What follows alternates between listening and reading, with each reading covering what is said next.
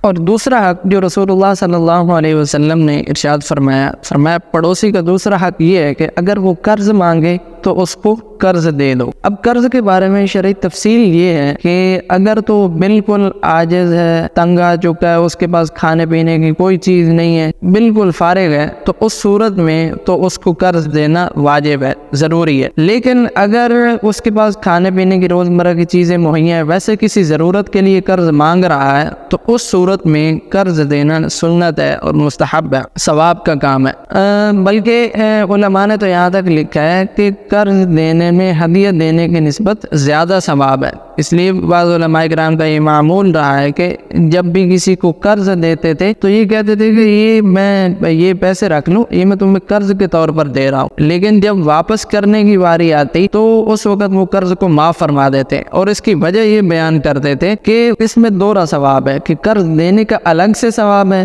اور کسی کو قرض معاف کر دینا اس کا الگ ثواب ہے۔ لیکن یہاں پہ ایک بات یاد رکھنا بہت ضروری ہے، آج کل کا جو ماحول ہے اس میں اب کسی کو قرض دیا جائے تو اس سے واپس لینا بڑا محال ہو جاتا ہے، مشکل کیا بلکہ ناممکن ہو جاتا ہے، اگلے کے منتیں ترلے کرنے پڑتے ہیں، ساری زندگی اس کے پیچھے بھاگنا پڑتا ہے، لیکن ملتا پھر بھی نہیں ہے۔ تو اس میں انسان کو ایک چیز کا خیال رکھنا چاہیے کہ سب سے پہلے تو قرض اتنا ہی دے